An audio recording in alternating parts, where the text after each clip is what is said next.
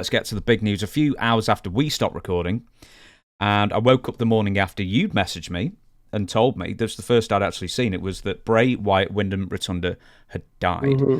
Hours after recording the news of the death from last week, of Windham Rotunda, aka Bray Wyatt, shook the wrestling world. Windham died in his sleep at the age of 36. After contracting COVID in March, he developed heart complications, a weak lower part of his heart. That's a quote.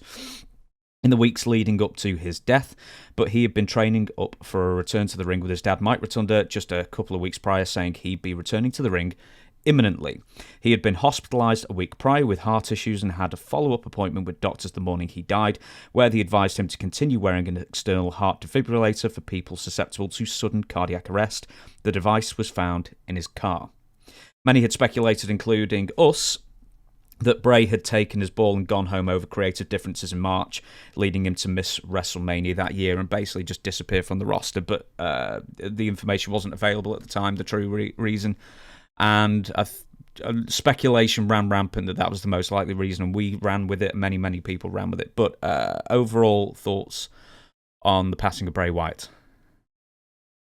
Well, I'm sure I'm like thousands and thousands and thousands of other people. I was shocked by his heart attack. And at 36, that's a young man. That's my age. And he was bull crap. You're 45 anyway. Bray Wyatt was 6 months younger than me. Okay. Really? Yeah. Okay. I believe you. I'm just kidding you. But Bray Wyatt,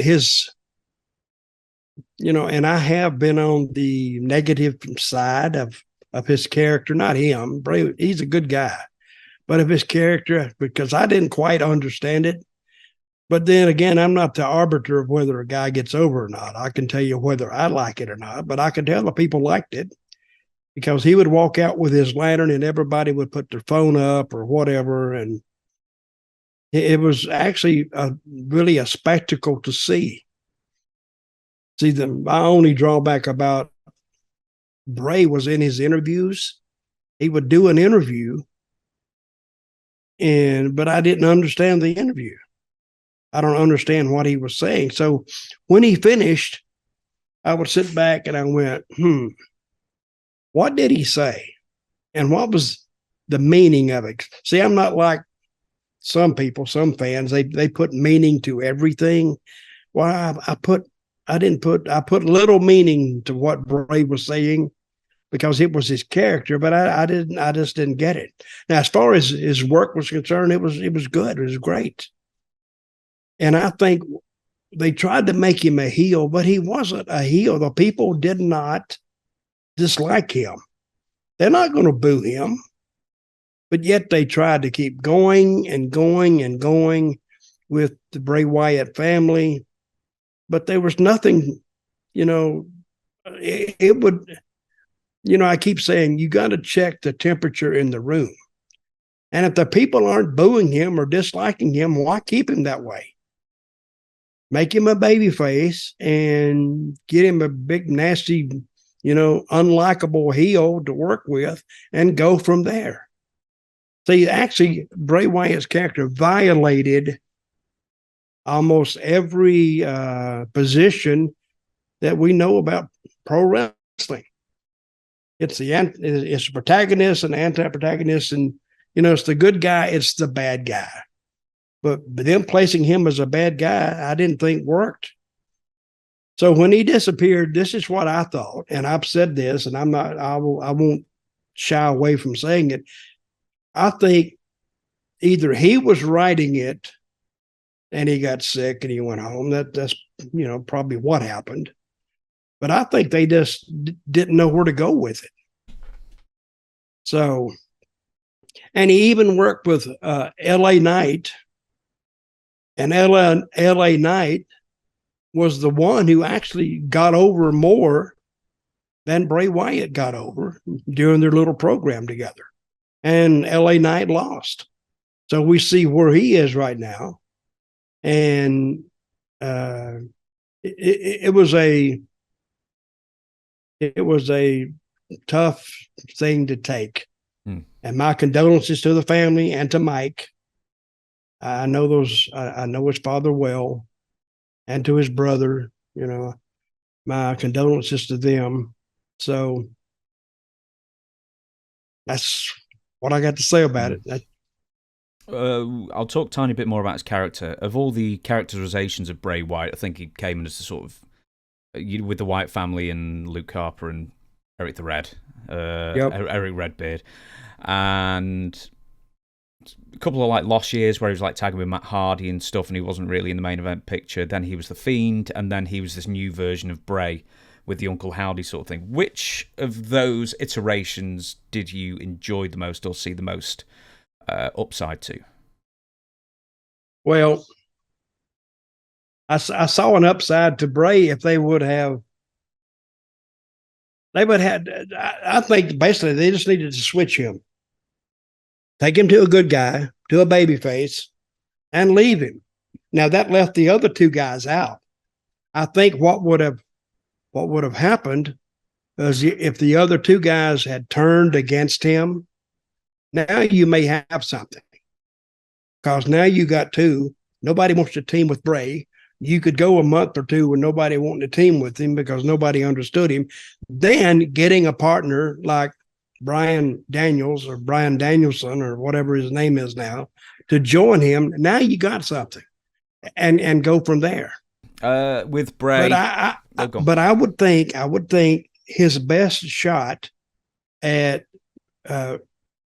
picking a position to go is a single. Let him be a single and go from there. Because I'm not on the creative team. I don't know what they envisioned for him. But for a long time, and when he left, his writer, and I know the writer well because he used to do the writing for the Zeb Colter character. He left too. So I don't know if that's any connection to him leaving or I don't know. See, WWE is a strange universe there, so we can speculate all day long why this happened, why that happened. So unless we hear from the people involved, and I don't know where this writer is now. I even forgot his name, but I don't know what happened. But the guy's no longer there, so that led more of speculation that something happened behind the scenes. And only they'll know about it. The writer's name was Nick Manfredini. Yeah, Manfredini. Yep. Nick. I knew him as Nick. You don't really get last names in WWE, really. You get first names. He was Nick. I knew him as Nick. And if somebody asked me his last name, I couldn't tell you. What was Windham Rotunda like personally in the locker room? Bray? Yeah. Oh, he was a good guy. In WWE was even in the back, it's so big. You got sometimes 80 performers back there. And you got a lot of people that are not on the show that are there just running around. So he may be on one end of the building and I could be on the other end. So if the only way for our pass to cross if it crossed that gorilla position. So he was a good guy, really good to be around. Even though I wasn't around him that much, he was always very respectful and very courteous. And I don't know if that's because of my tenure in the business but I think he was like that with everybody. Because it costs you $0 to be nice to people. Zero. So, and it's a lot easier to be nice than to be an asshole. It's what I've not always went out of my way not to be a smart ass to somebody. But he was a good guy, and a lot of people liked him. I read a recent story about him. It was, I think, Liv Morgan, maybe. It was a girl that had this type match. and they was going to involve tables and do all this stuff. And Bray Wyatt took her to the ring and actually walked her through her match and helped her a lot. Now, he didn't have to do that. He's not an agent. He just wanted to help the girl, and she let that be known that he helped her a lot, because she knew, even though she's in the wrestling business, doesn't necessarily mean you know how to do a match. Different matches are, they contain different things, different ways to go into them. But if nothing else, he kind of talked to this girl and he calmed her down so she could think about it rationally and she could go out and do it.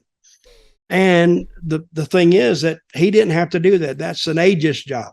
But just because the guy's an agent doesn't mean he knows how to do it either. But because having those hardcore matches are very different, and they can put a lot of stuff in it. But if you told me to do a hardcore match now, I'd say, I'd rather not. I'll just go to just have him pin me.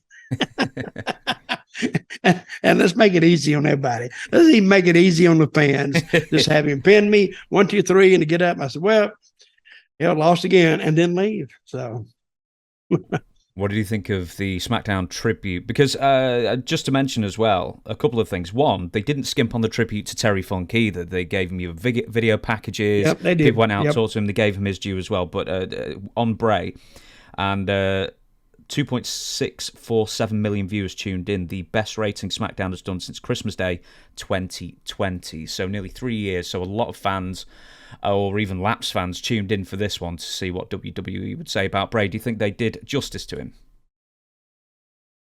Well, I think so. But I'm watching. See, I have another job. I hate that word, job. I've always tried to stay away from jobs all my life. But I watch SmackDown on Friday night for the Sportskeeda network, and I do a report on the show immediately following when SmackDown goes off. So I'm watching SmackDown, and they open it up with a tribute to Bray, and I think they come back from break. Then there's a tribute to Terry, and it's wild, really. Two guys that I knew Terry a lot better than I knew Bray, but two guys that I knew pass away within a day of each other. That's never happened before.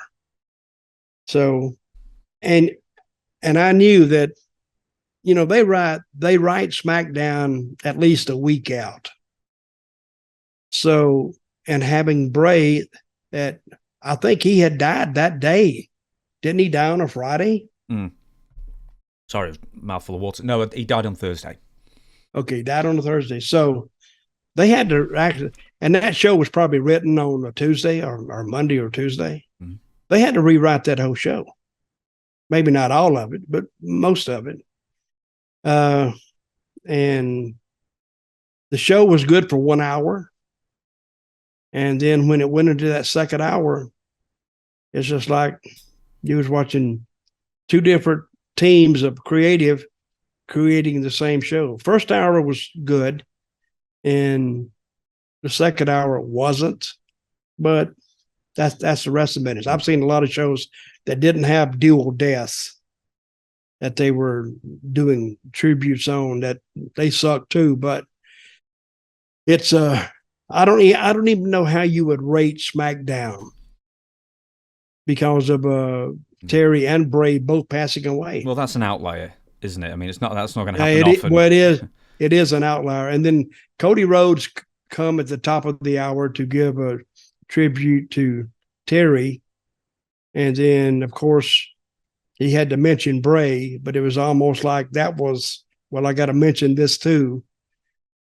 But anyway, it was weird watching SmackDown when they're trying to tribute two guys, give a tribute to two guys who passed away.